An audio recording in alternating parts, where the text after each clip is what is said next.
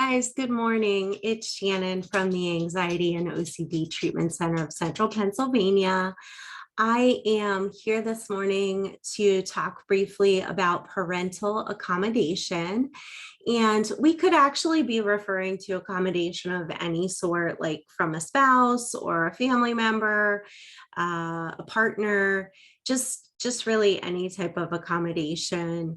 I'm sorry, I just got distracted by Ace back here. This is Ace for those of you that maybe haven't seen him before, but he just perked up for a moment. And anyway, that's Ace.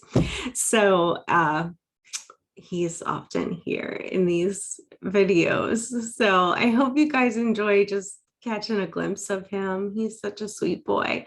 So anyway, so when we are talking about anxiety disorders, we're talking about this cycle that occurs when there's accommodation. And so we could either be referring to accommodation or like a compulsion or any type of reassurance or anything like that, and how those things work to maintain the disorder. So if we have like the distress from the disorder or the symptoms that occur, so we've got anxiety, and we're feeling really, really worried about something. So we've got a fear. And then what we do is maybe we go to a parent, or maybe we don't even go to a parent or a partner and ask for something, but maybe they're just automatically doing it. Like they're providing us with, they know that we're afraid of germs. So they've just kind of been conditioned to wash their hands, before they do something for us. And so we see that accommodation and we see them washing their hands. So then in our mind, we feel better. We have like some distress reduction, and we feel better for short term, right? We have a reduction in symptoms, maybe even a reduction in thoughts about, oh, I'm going to get sick because, mom or dad, or, my husband didn't wash his hands well. And so we feel better for a little bit. And then, what happens? So that only works for a little bit. And then those thoughts, those feelings come back. And so it's the same with like the cycle of doing something like a compulsion. Like, so we have a fear about germs or something. I'm just using this as an example, but we get worried about getting sick. So we wash our hands in an excessive way. And then we feel better for the short term.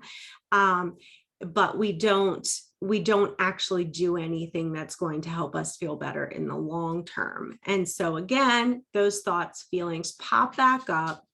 And again, we are dependent on, so when we're talking about accommodation, we become dependent on this other person to continue to maintain those accommodations that they're making for us.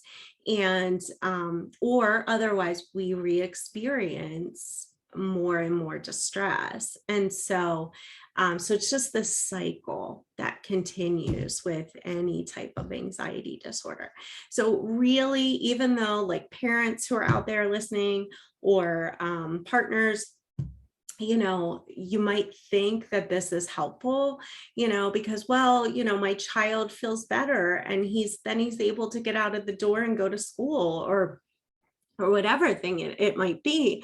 But the reality is that you're not helping them in the long term. So we really want to work on accommodation reduction. And so in treatment with me, so whether we're treating the parents and we're working on their behavior through something like space treatment, or whether we're working with the child on their anxiety disorder, I am always working with the parents or the partners or, spouses to help eliminate any accommodations or reassurance or anything like that is going on that might be maintaining their symptoms and their disorder.